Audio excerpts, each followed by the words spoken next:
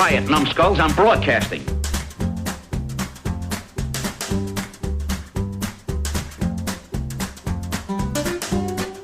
Hey kids, welcome to Grumpy Nostalgia, the Second Look Cinema Podcast, the show where we go back to the blockbuster new release wall of our memories, grab a copy off the shelf, pop it in the old VCR, and see what time has done to it. I'm Justin, that's Mike. Welcome to the party, pal. And we're here to help you navigate all the landmines littered down memory lane. So Mike, this will be the Grumpy Nostalgia jet lag edition. Oh, yeah. This is one of those where you have to kind of come back to reality and watch a good action flick, you know. Yeah, or this one. So me and Mike had been kind of in a suspended adolescence carnival for a while. We went to New York and saw Lord of the Rings, which was awesome.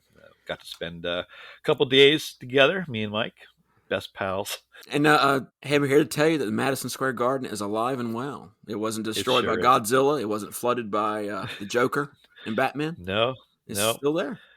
The only real true threat in New York is those smelly Elmos that come around and proposition you for a picture.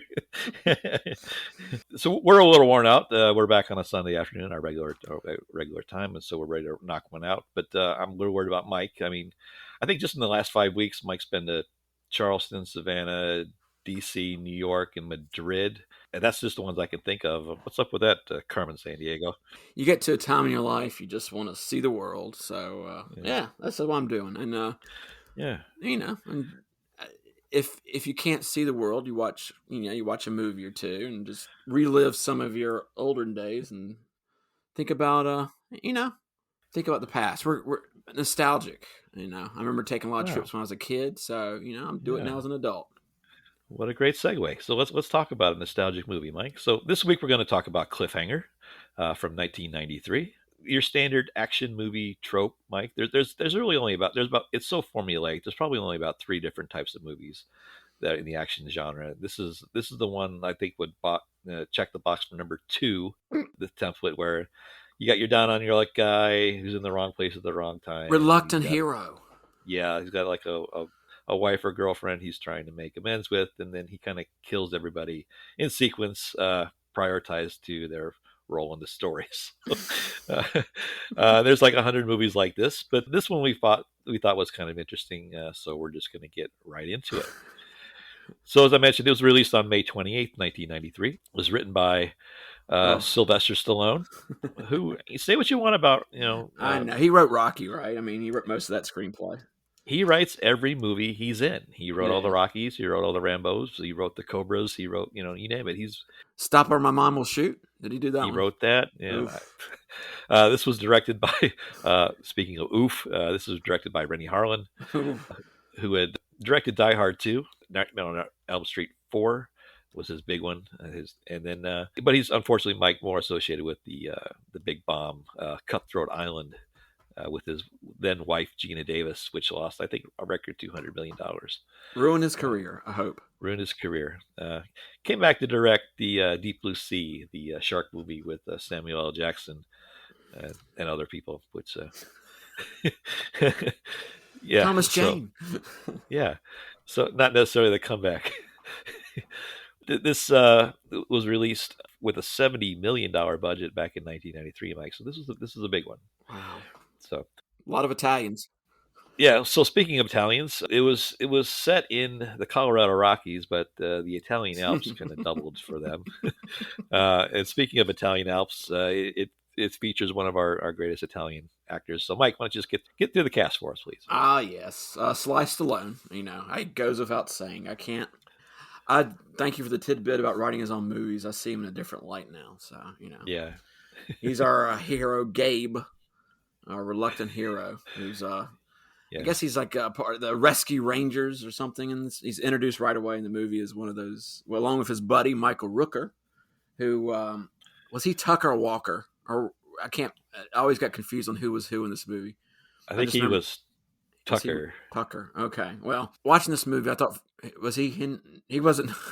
He was Henry. Henry, serial killer Henry. That's the one. That's the one. In watching this movie, I kept expecting him to do a heel turn, and yeah, or die. Michael Rooker usually dies in the shows or TV movie. Guardians of the Galaxy or Walking Dead, Tombstone, 8 Men. No, he doesn't die in 8 Men Out, but yeah, he's in that one too.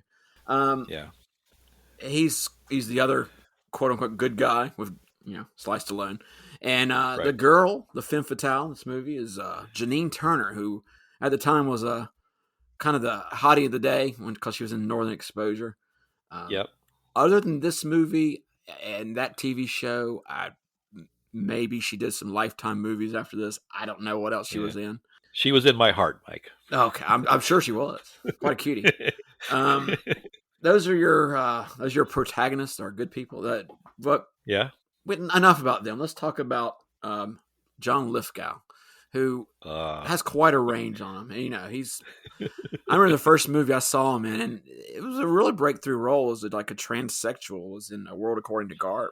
And it's great. Really great role. And I was kind of my introduction. I know he'd been in a couple other, like, I don't know if he's in Ordinary People, but I think he was like in the Glitter Dome, and there was a couple other movies he was in. But he's done such a range. You think of him as a serious actor, but there's a lot of comedy. He's done the show Third Rock from the Sun. He did that for years on NBC, and he was the voice of like the bad guy in Shrek.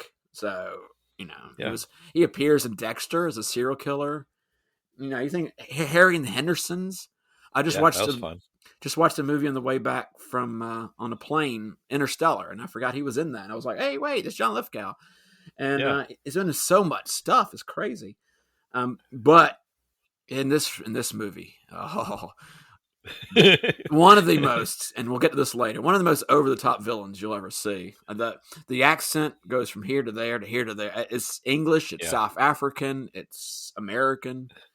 I don't know what happened to him in this movie. The slick back hair, too, that was a little off-putting. That didn't work. Then you have his gang of goons. They're just various actors. Don't worry about them. Yeah. I want to get to Zach Grenier. This is his third appearance on our podcast. This is our buddy Eddie from Twister. Yeah. He doesn't die in this movie. No, he's almost reached 5-star status now, Mike. He's almost there.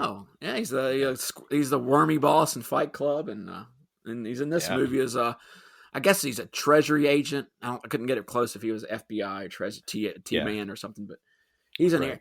And my obscure cast member of the week is Bruce McGill, who you would recognize him from Animal House or My Cousin Vinny. He's been in a lot of stuff, but you see him in this movie, you're like, hey, I know that guy. He's going to stick around. No, he's on the screen for maybe 1 or 2 minutes, and very disappointed.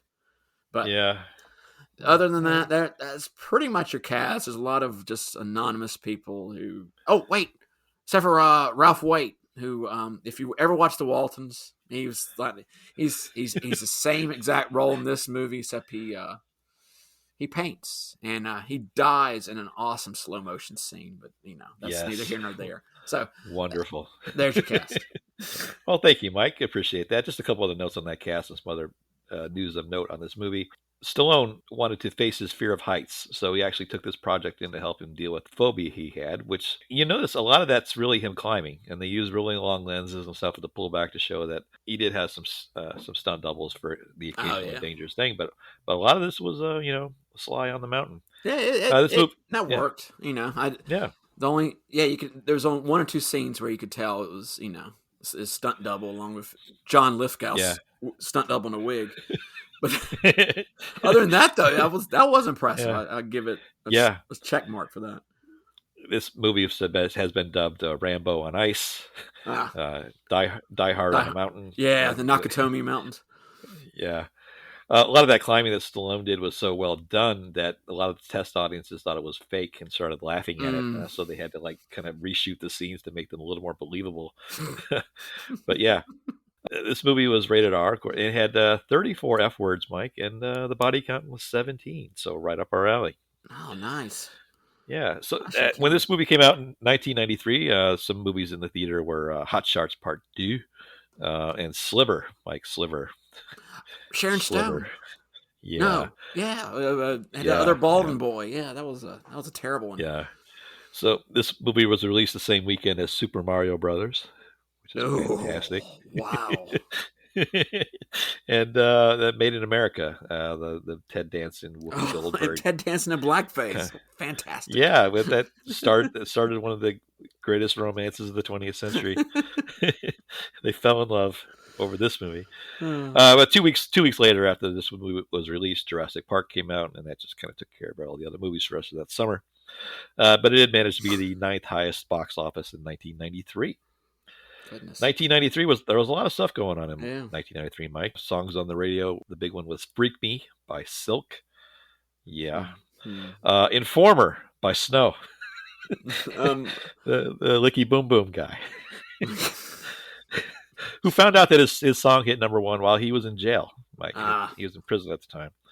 And That's the Way Love Goes with Janet Jackson, who seems like she's always on the charts whenever we're talking about a movie in the 90s. Big movies that were other books that we were reading when we couldn't get ourselves to the theater was The Client by John Grisham, who that figures. Publishes by the pound. Similarly, Dolores Claiborne by Stephen King. Mike, your favorite book, The Bridges of Madison County. Robert James Walker came out. And The Virgin Suicide by Jeffrey Eugenides came out, which later to be adapted by actress supreme Sofia Coppola. Yeah.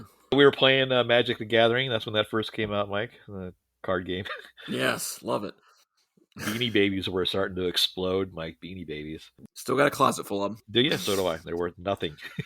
If you think you got Beanie Babies at home that are worth something, you're wrong. They're worth nothing. Nothing. The ad campaign Got Milk started that year. You could get your first supersize menu at McDonald's. Oh.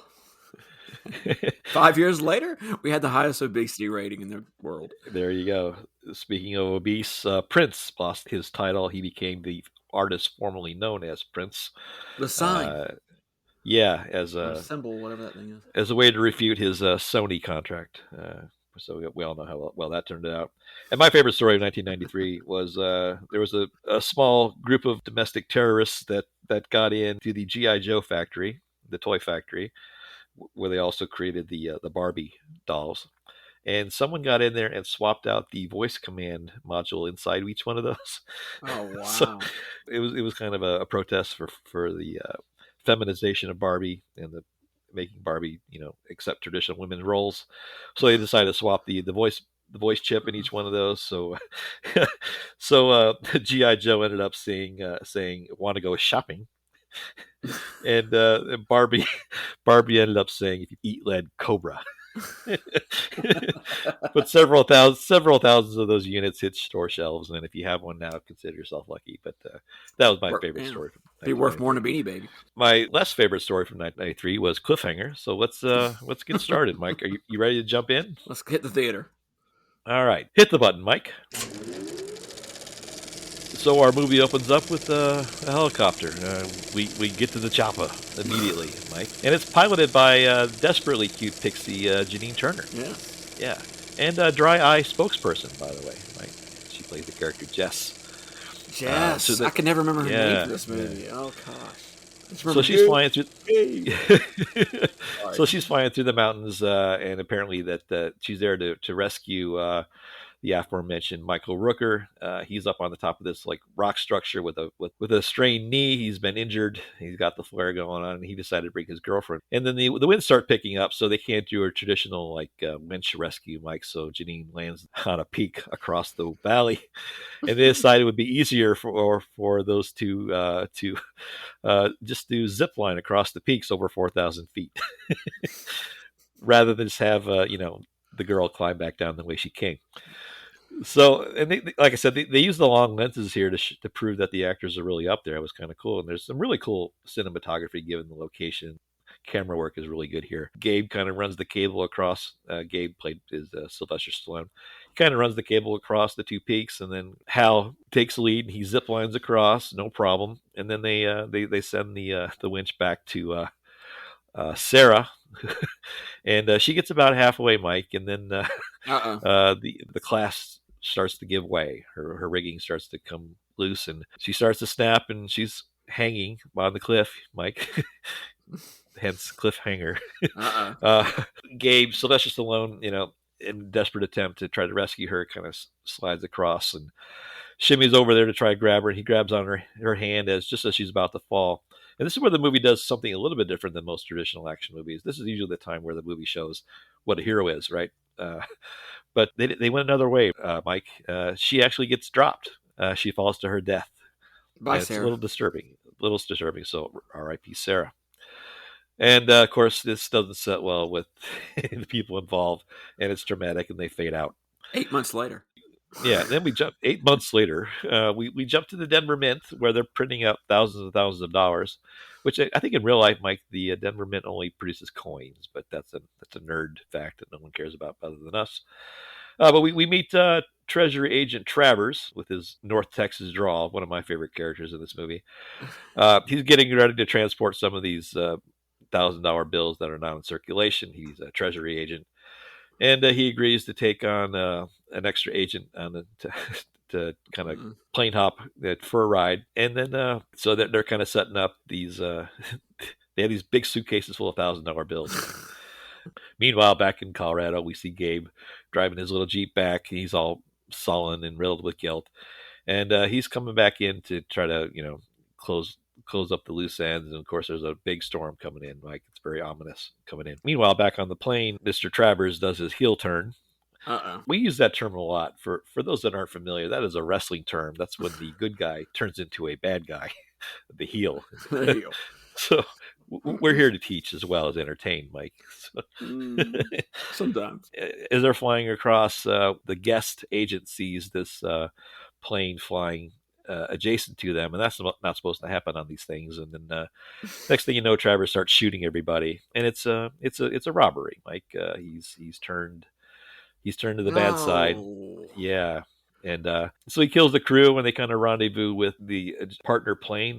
That's where John Lithgow is.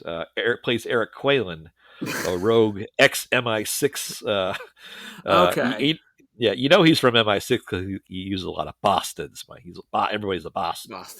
But the plane kind of gets hijacked, and they run a cable. They got to think about running cables from one place to the other. So they kind of fly in alignment, and then they kind of offload all these cables into this John Lithgow's plane. But the agent is half dead, but he kind of comes back to life and starts shooting up everybody that's left. He starts shooting up the plane that contains the bad guys, and money plane. Yes. Yeah, and then in the act of transferring all these cartons of money over, the cable breaks, and all these suitcases full of $1,000 bills kind of land. I think 3 of them land across the Rocky Mountains. And there's a plane crash, obviously, and it looks like someone's train set diorama gets destroyed. The miniatures here were pretty bad, the special effects of that plane crash, but the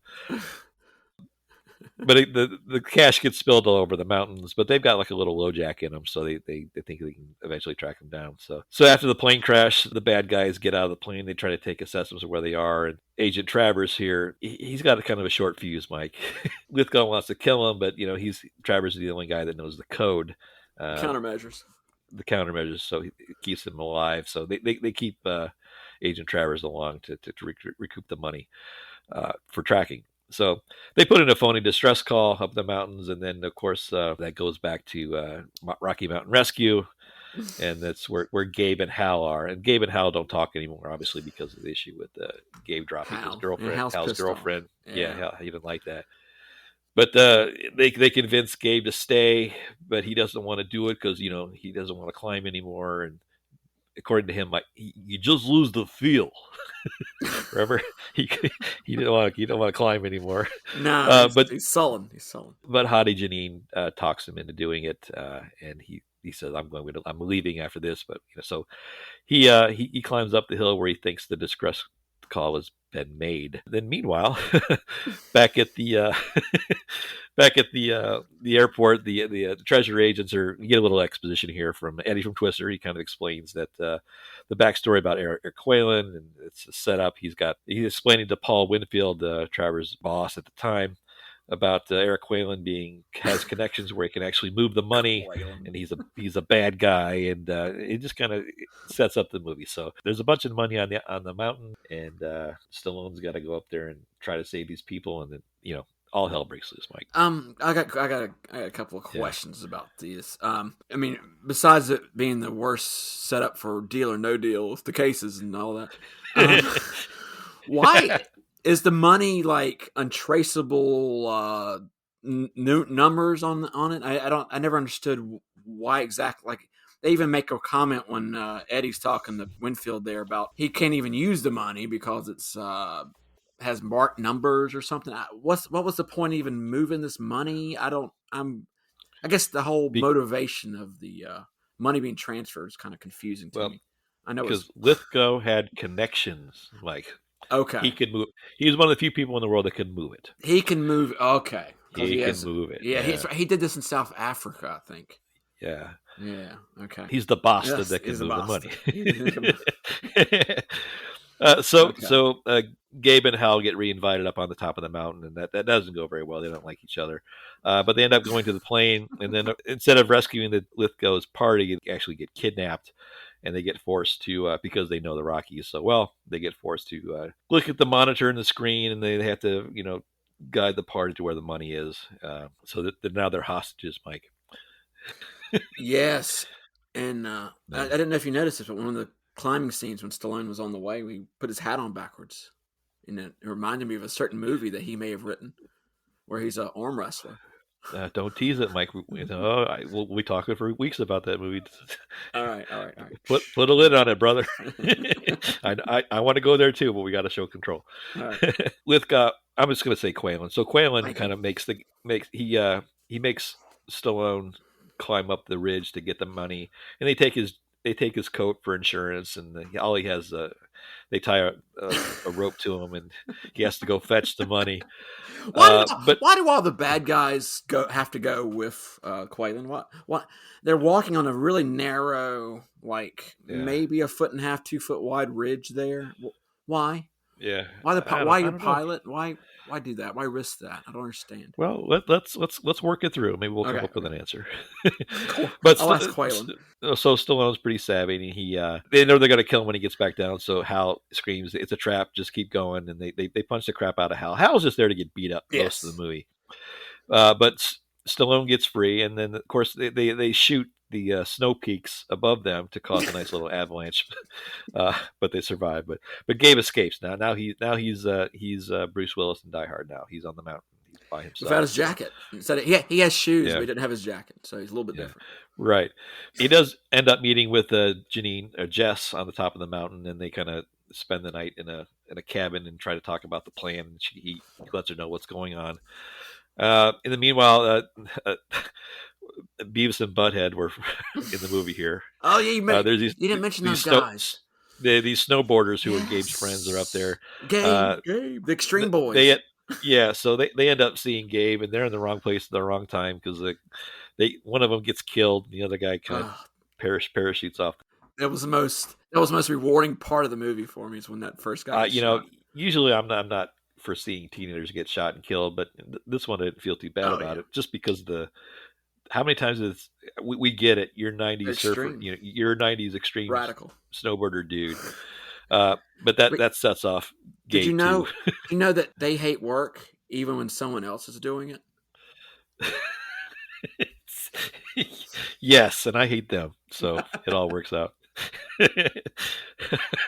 But the rest of the movie is, at this point, it's kind of set up. So the rest of the movie is kind of just dismantling the team one by one, getting all the bad guys killed, with some intermittent rock climbing and a lot of guano, Mike. Bats. Yes, love that. There's a scene where the actor named Leon gets stalactited. Just Leon. Not stalagmited, Mike, but stalactited. But he deserves it because he laid a hand on Janine Turner, so he deserved that. There's a scene where Hal actually stops getting beat up for 5 seconds and then turns the tables. There's a guy named Delmar in the party who's a striker. He's the soccer hooligan. For the penalty kick. Yeah, and if he did play as he claimed he did, he wouldn't call it soccer, Mike. He would call it, of course, football. But he played it soccer, and he gets shot by Hal, which he finally stopped getting beat up. And no one's worried about causing an avalanche. There's so much yelling and shooting, explosions. Yeah, Oh, that's you would think that would be a concern, especially all the screaming that's being done in this movie. But hey, yeah. What do I know? Over the course of the movie, the bad guys, the cast kind of gets thinned out, and at the end, you're just kind of left with Eric Quaylen, I guess his alleged girlfriend, who is the pilot, and he plays the speed hotshot theory, Oh yeah, where Quaylen in a bargaining attempt at a standoff where they finally kind of meet each other and have this big confrontation. Quaylen shoots his pilot for leverage. The Travers guy was going. He wanted to be the only pilot. Yeah. Right. Yeah. He's like, well, there goes your pilot. Now what are you gonna? I'm the only one you have left. So I guess we're partners now. Yeah. But before that, she shoots the Walton, or she's the one who fools the Walton guy to show up, and then Delmar shoots Uncle Ralph Waite. Turns out Lithgow's a pilot too. That's why he shot his girlfriend. So they fly now, Mike. They fly now. They fly now. So at the end, Travers is venting, and he's a very frustrated guy. He gets separated, and he's trying to find the last container of money, and he can't. And he gets on a CB on the open channel and starts yelling at Quaylen as the Fed's choppers start coming in. Calls him a son of a bitch about 50 times. Quaylen, you son of a bitch. Quaylen. He continues to go on that, but he's quickly shut down by Stallone, who shoots him with a hydraulic ice pick under the ice. So, R.I.P. Agent Travers. And so we're down to the last villain here, and that's Lithgow, and he's kidnapped Jess, which is an affront to everybody's sense of good taste, and he ends up bargaining for the last container, which Gabe has finally accessed. And he says, I'll give you the money, but you got to let Jess go. And then he lets Jess go. The easily bamboozled Eric Quaylen lets Jess go. And Stallone throws the last bit of money up into the chopper, and it shreds it all up. Oh, and meanwhile, he's hitched the cable to the ladder and put a leash on the helicopter. And then the helicopter blows up. And curses. The last look in John Lithgow's eyes is that he knows he's been outsmarted by Gabe. And then smashy. And the feds show up right on time, Mike. Oh, I know, right?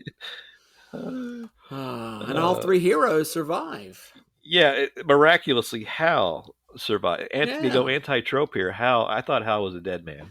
Did you notice how all his shiny white teeth were still in place? They didn't become chiclets on the ice. Not a drop of blood or anything like that. It was fantastic. But the closing credits come out, and the movie's over. And we watch all the credits. We find out that Thor, the dog Thor, was played by Thor. Thor by Thor. Was that your Thor was played by Thor? No, my takeaway from the credits was not only was it longer than the Planet of the Apes one, which I just said in the last podcast was the longest end credits I've ever seen. This just beat it. And there was a Cliffhanger video game that came out, apparently, which I hope it flopped. That's all I can say. I never seen it. Well, heard of it. Okay, well, I'm going to out myself. That came out on the Sega 32X Genesis, which I had, and I played it, and it was garbage. Yay. But it did have a never-ending loop of the Cliffhanger theme, played over and over and over. Did you notice they should have an overture, because that Cliffhanger theme they had a sad version of it, they had a happy version of it, they had a jaunty version of it, they had a heroic version of it. But it stinks. All right, so let's get nauseous. I just felt nauseous when I saw those credits. I was like, did I just watch this? But go ahead. I know this movie did great at the box office, so I'm not. It did. So nothing I can say. So speaking of that, so awards and accolades, Mike. It had a $16 million opening weekend. Ended up doing $84 million domestically, which at that time wasn't too terrible. But worldwide, it did $255 million. So did quite well. It did spawn a video game. You're right. To some success. Did not win any awards. It was nominated for a couple Oscars, however. Actually, 3 Oscars. Best sound effects, editing, and visual effects. But they, unfortunately, were in the wrong place at the wrong time. This is the year that Jurassic Park came out. Good. So this is the year that Jurassic Park won all the technical categories, and Schindler's List won everything else. So nobody really stood a shot. So. Except the boys at MTV, Mike. It did get nominated for best Like, the action radical sequence. with the radical guys when they jumped off the mountain, or when they got Yeah, shot. actually, it was the catwalk scene though, where the girl gets killed. So MTV thought that was action, watching a young woman fall to her death. Great, thank you, MTV. Hit it out of the park again, guys. Keep it Yeah, up. doing great. So, all right, so that's kind of the aftermath here. But so let's talk more about on a personal level, Mike, what the aftermath was. So why don't you go? Well, actually, let me go first because I have a suspicion that you're going to come in with a different viewpoint. So the senator yields you 5 minutes because I may need some extra time. I'm reclaiming my time. So, Okay. The first time I saw this was the Friday it came out in 1993, and I just really and I liked it, and I'm not ashamed of it. And there's a couple reasons why. One is I had taken my final college course, my final exam, and I had just finished school, and it was all over. And that in was adjacent to me. I just got over a breakup. I finally had some closure on that. Going through a breakup in your finals week was good, but I kind of put all that stuff to bed. And I was a 22-year-old kid, and I thought, the world's my oyster now. I've got everything in my rear view. There's nothing but opportunity. So I went to go see a movie to celebrate, as I usually did back in those days. And I ended up going to there's a theater adjacent to Eastern Illinois, my alma mater, in Mattoon, Illinois, home of Lender's Bagels Factory, Mike. And Go Panthers. The original, there's a McDonald's hamburger place that is not the McDonald's chain. It's the only one in the country that can claim itself as McDonald's. But it's not McDowell's. It's not McDowell's. But they had a little rinky-dink theater, and I remember seeing this movie, and I was there by myself. I was the only guy in the theater. And it was just a beautiful day, and school was done, and I was watching this big movie on a big screen and by myself, and it was just I just had a good experience, a good association with it. Okay, so I watched it again a couple nights ago. and yeah, okay, so as you know, I don't think I gave it a 4 out of 5 like I did my first view. I probably knocked it down to a 2.5 out of 5. But I didn't completely disavow it. This falls into what I call the dumb butt theory. It's dumb, but there are some things that I enjoyed on. There are some movies that just cannot escape people's association with it. No matter what they are, people will like a movie based on non-traditional, unconventional reasons. I remember when I used to work at Blockbuster, I worked with a guy named Bob who said that Jumping Jack Flash with Whoopi Goldberg was his favorite movie.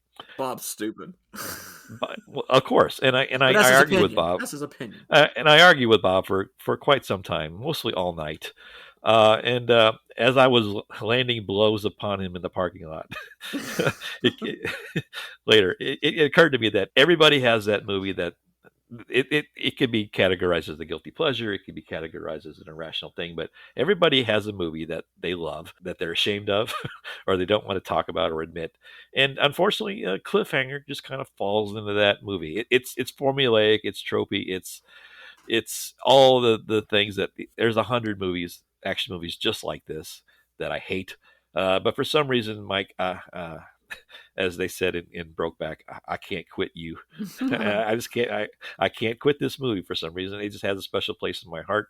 I know it's dumb, but there it is. So that's kind of my feeling. So it did go down, but it's still the thing that I'll probably watch again. And I've got some closure on it. So there it is. Nice. Mike, I'm suspecting you're not as gracious. Well, first thing I want to know is, did Bob wear a bra? No, just had a meatloaf. Had a meatloaf flashback there for a second. No, all kidding aside, what you just said kind of, I feel bad now for being the one that has to come in after you because, no, I mean, bring the pain, man. No. What you just said kind of defines nostalgia. What we do. It really, like Jumping Jack Flash. 99 out of, or I'm being charitable. 999 out of 1,000 people would say that movie stinks, but Bob loved it. And a movie like this, Cliffhanger, a lot of it depends on where you saw it, how you saw it, what you were going through, and that even watching it a second time 30 years later, 30 years, doesn't make it all go away. You still have the good feelings and the good, you have kind of a charitable outlook on it. And like I say, after hearing that, I'm like, wow, okay, I'm going to try to be a little more charitable in what I say. I've never seen this movie before until a couple of days ago. I was working a art show, and across the aisle from me was a guy that was selling big screen TVs. It doesn't sound like an art show, but it was. And on this screen, they were re-showing scenes from a couple movies. GoldenEye was one of them, I distinctly remember, and the other one was Cliffhanger. And they were doing it to show the aspect of their big screen and how well it showed Sylvester Stallone climbing. And you see just a few scenes from the movie, and you get a general good impression of it, just seeing the scenes without the sound, which really helped me. Visually, it's an appealing movie, is what I'm saying. It's a movie. It's a movie. It's not a Netflix special premiere. This is a real movie. Yeah, exactly. And that part of it's I can appreciate, But then when I hear a phrase come from the movie, there were several things that got me bothered. Like how did they find the second case without a tracker? What was the point of a tracker if Sylvester Stallone can just use his spidey sense and find it, right there? Things like that. He saw the location of all three. He saw the location on what looked like our TDS, TRS 40 computer screen. Oh yeah, and he picked it out. So. He was within a couple of feet of it. I mean, come on. All right. Okay. I mean, what was the point in having never mind. Just that, and just there's a lot of just things like that just bother me. But what got me the most was when John Lithgow says, "Not rise and shine, gentlemen. We have work to do." That was stupid. But when he says, "Kill a few people and they call you murderer. Kill a million, they call you conqueror." Something clicked in my head, and I was like, "Wait, I know this line." And I realized it was almost a aped line from Die Hard, where Hans Gruber says something like, "Steal a few $100 and you disappear. Yeah. Steal something million and." They'll come after you. And I was like, wait a second. No. And then I started, I kind of knew it was a Die Hard. It was obviously, he was picking off people one by one. There's terrorists. There's your reluctant hero. But then I started writing this shit down. Excuse my language. Cut. I'll allow it. But be careful, Mike. The Die Hard flashbacks were almost too much for me at that point. I was like, okay, wait. They got they're clowning each other on walkie-talkies. You have, obviously, the reluctant hero. You have, in quotes, foreign terrorist. You have, pithy and funny little sayings back and forth. You have agents in a helicopter. You have a guy missing an item of clothing. You have a female that's held hostage. And I was just, and then there was the most obvious point of, you just have the terrorists being picked off one by one until finally the bad guy falls off the side of a mountain instead of a building. And I guess that bothered me more than anything. It was just a rehash, and we complain about this with movies today, with the reimagining and such. Yeah. That's what bothered me the most. On its own, as I think I said the same thing about another movie about just seeing it in a vacuum. It's a good movie. Yeah. It's not bad. I have problems with Stallone just because he's, it just doesn't he just doesn't fit in certain situations, like as a Rocky Mountain ice climber. It's hard. Nah. It doesn't work. Or as a country singer in Rhinestone, no.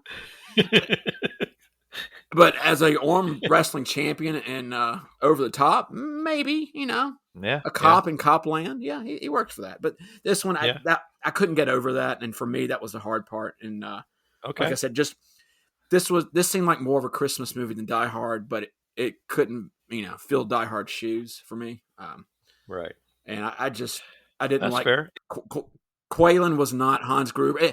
When the now we'll. It unapologetically steals from Die Hard because they know the people that made this know that the adults that go see this movie don't care. Well, that's myself included. And the director for this movie had just done Die Hard 2 a couple of years before this, so it's like, hey, by design. Yeah, look at that. Yeah. Oh, Stallone wrote the screenplay. It's in the mountains. Oh my gosh, it involves terrorists that want something. Oh my goodness, and they're all, of course, they're vaguely like European. So I don't. Yeah. But it was. But like I said, the mitigating factors with me would be visuals, and it's the Dolomite. If you've been to the Rocky Mountain National Park, you kind of know this isn't the Rocky Mountains, but it's the Dolomites. It's okay. It was a great setting for a movie. I'm glad there were a lot of Italians that got paid to work on this movie, so that's good too. Yes, yeah. But anyway, I guess that was for me. It's two. Let's say 2.5 stars. I would recommend it for people, even though I don't like it. But that's because if you're a big fan of Die Hard, I would say maybe skip this one. Just watch Die Hard or Die Hard 2. Yeah. All right. Well, that's fair enough. Well, one of the things that I think we can, even though we had different views on the movie, I think there's the consensus we do have, Mike, is we both enjoyed the fact that there was a wacky, over-the-top villain. And we really appreciate a really bad villain. That's just, that's chocolate and peanut butter for us. So that got the boys here at Grumpy Nostalgia thinking about a topic for our this week's segment of You Just Made the List, Pal. We want to take a look at our top 3 favorite over-the-top movie villains. Not just movie villains in general, but ones that kind of went beyond the pale. Darth Vader is a villain, but he's not over the top. But there are instances out there where somebody decided that they're going to go try hard on it. And so, Mike, I think it's only fair that you start the festivities. Let's kind of go back and forth and talk about our top favorite over-the-top villains in movie history. Yes, thank you. Prerequisite for me on this one was like comic book villains. You talk about a role that would be tailor-made for an over-the-top villain. It would be basically pick anybody from a comic book. It would be Lex Luthor, Arnold Schwarzenegger as Mr. Freeze, or even Hugo Weaving as Red Skull and Captain America. I mean, obvious. But my favorite is Ming the Merciless from Flash Gordon. Max von Sydow is fantastic. He is the guy who blows up worlds. He even tortures his own daughter, and he has the best delivery. There's nothing to not like about it. Every time he's on the screen in this movie. This movie is so poorly made and so campy that it's so lovable. It's like a puppy dog that's rolled around the mud. You can't help but love it. And he kind of makes it as this really campy, comic. He's a villain straight from the comic book pages, and I loved it. Right. Yeah, that's a great pick. Always will have a soft spot for that movie, Mike. I think it's time we just covered it and just got off the pot and did it at some point. But we'll get to that. So, my first one is a little different take. One of my favorite villains of all time is Gary Oldman as Norman Stansfield from Leon the Professional. Yeah, he plays a kind of corrupt detective in that just every scene he's like whacked out on cocaine, and he's trying to bring in Jean Reno from his white suits, his tan suits, to his constant sweating, to his crazy hair. My favorite line, Mike, when he's finally got Jean Reno on the run, and he asks one of his lieutenants to bring everyone in, and the lieutenant says, "Everyone?" And of course, Goldman goes, "Everyone!" As he screams it as loud as he can with such diction. It's just wonderful. And he was just beyond the pale in this movie, but just great. And it started kind of a pattern for him, but this one was one of my favorites. So Gary Oldman in The Professional was my first one. And that was Leon, not just Leon. Was it Leon or Leon? Leon. Yeah, that's a good one. You get to pick up several movies of Gary Oldman, and that leads me to my actor, who this guy. There's several movies I could have picked. The one that comes to mind the most is One I Hope We Do Soon. And anyway, let me name some of these movies, and let's see if you can guess the actor by the time I get to the third choice. Okay. Battlefield Earth. John Travolta. Swordfish. The Punisher. But my favorite John Travolta over-the-top villain would be Broken Arrow. And, we were just talking about how Cliffhanger is kind of a ripoff of Die Hard. Well, Broken Arrow is kind of the ripoff of The Rock. And, involves stealing weapons and blowing up something. And it's a ex-military guy going rogue. He's disenchanted. But he is amazing in this movie. Yes, I recommend this highly. So, John Travolta, Broken Arrow. Just the Cheshire Cat grin when he says, "Ain't it cool?" Ain't it cool? Yeah, I know, right? Oh, he had a little phase there in the late '90s, early 2000s where he was just he lost his way. Yeah, he went wacky, he went right off the rails. So that's a good segue to my next one, Mike. You could say this about any of his performances, just like you could with with Gary Oldman. But I'm going to go with John Malkovich as one you might not suspect, as Teddy KGB in the movie Rounders. No.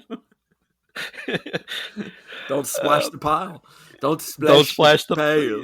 Yeah. So he played the a Russian, I guess it was Russian. That accent, yeah, sort of was he painted around the edges of it. It was like John Lithgow's English accent in Cliffhanger. Yeah, but he plays like the bad guy, the poker player that kind of runs his own little syndicate and gives poor Ed Norton a lot of problems, and sweet little Matt Damon he loves Oreos. He loves his Oreos too, man. Yeah, he ended up taking Matt Damon for all his money and kind of putting him in the situation he was in that movie. But he has a tell, Mike. When he has a certain hand, he eats his Oreos a certain way, and Matt Damon found that out, and he ends up getting beat at the end of the movie and loses all his money back to Matt Damon, and he concludes by saying the line, "Pay that man his money."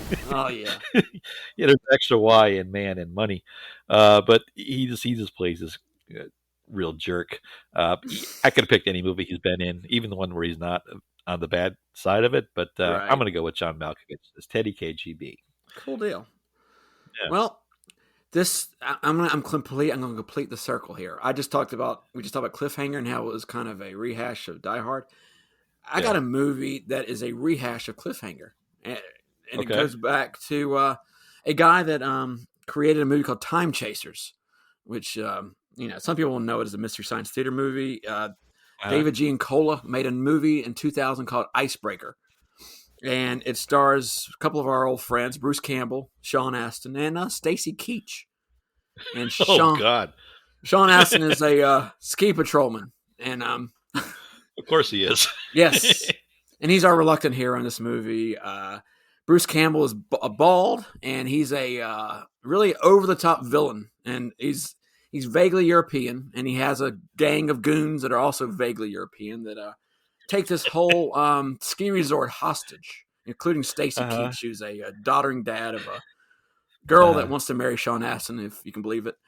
But Sean Astin, who's our ski patrolman, has to basically evade the terrorists and picks them off one by one. And he has a meeting with Bruce Campbell, who blows... Believe it or not, Bruce Campbell blows up a helicopter in this movie. Shocking, I know, right? And he gets his comeuppance from Sean Astin, Samwise Gamgee, and everything goes out okay. But in the middle, Bruce Campbell delivers some fantastic lines. He chews the scenery. He wants countermeasures. It's great. And I wouldn't recommend the movie, but just to see Bruce Campbell bald, you got to watch Icebreaker. Nice. Does Sean Astin eat any taters? Mash them, bake them, put them in a stew. Yes. Potatoes. All right, well, Mike, thank you very much for that one, Mike. I think my last one, I'm going to kind of go old school here. I had a couple honorable mentions. Dennis Hopper as Frank Booth in Blue Velvet's up there. Mike Myers as Dr. Evil. Mike Myers as Dr. Evil is one of my favorite ones. But I'm going to go with Bette Davis as Baby Jane Hudson in Whatever Happened to Baby Jane. Over the top, probably. Middle-aged woman dressing up as a doll was pretty creepy. A lot of cold cream on that face, really crazy eyes.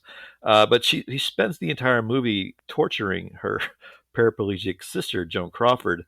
And this is just really kind of it's a classic movie everybody knows, but if you really sit down and watch it, it's really, you feel kind of dirty watching it. It's just very upsetting and very, very, but she's just great. And one of my favorite lines, there's the classic scene where she serves her sister a dead rat under a silver platter. But one of the creepiest things in here is Joan Crawford's commiserating about, if I weren't in this chair, you'd be in. If only I wasn't in this chair, I'd had my revenge. But Betty Davis says, but you are in that chair, Jane. Yeah. But you are in that chair. She was just maniacal. Even at the ending where they're on the beach and they kind of imply that they're getting captured. Just the crazy just kicks in. But Betty Davis, it's not a revelation to say that she's a great actress, but this is one of my favorite roles she was in. And she was certainly over the top as a villainess, if that's such a thing. But yes. That's my final pick, Betty Davis, Mike. And as a tie in to Cliffhanger, my honorable mention was Kelsey Grammer in Money Plane. Enjoy. That's a good one. Thank you. All right. Well, I think that's probably the best way to segue into getting out of here. We want to thank everybody for listening again. We have a bit of a call to action here for our what they say in the podcast is a call to action. We're coming up on the year anniversary of our show, and our downloads are kind of increasing, and we're getting a bigger audience, and we're really kind of excited by the traffic and the traction we've kind of managed to maintain here. So, if you've been a regular listener to the show, go find one friend and tell them about it, and try to follow the show where you can on whatever platform. We'd really appreciate that. But we're just very excited about the amount of downloads we've been getting, and we just really want to kind of grow the show, because what we're finding is as we get this opportunity to get bigger, we start to meet new people and have some discourse with other people, and that's just really a benefit we didn't see when we first started this thing over a year ago. So, as a function of our 1 year anniversary, we've got a couple of announcements. So one is we're working on getting a website started so we can have like fan forums and have a discussion group, et cetera, and get all that going. We have some new guests coming up in the coming weeks. We're excited to announce we've got some additional listeners that want to be part of the show. So we're going to record some episodes with those guys. Molly's coming back in a couple of weeks, so we're very excited to have Molly back. So we reached out to her. I saw an Instagram video of her jumping off a roof. Jackass style. But Molly is this radical, this incredible person that's just kind of living not off the grid, but just living a great existence in Alaska.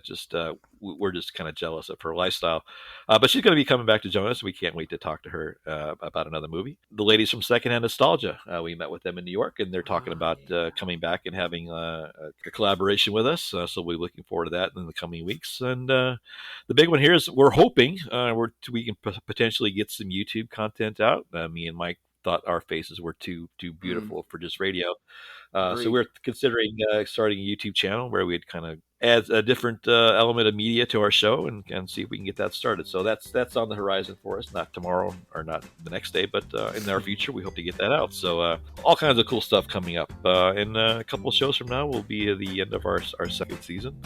And we never thought we'd make it this far, but the numbers are there, and me and Mike haven't got tired of it. And thankfully, there's plenty of movies to talk about. So we just really want to thank everybody that's been helping us with our numbers, and it's just been a lot of fun. So we appreciate that. So there you go. So Mike, anything else before we head out? Yippee-ki-yay. Baby, he lies. He's laughing. So for Mike James, this is Justin, and we will see you again next time.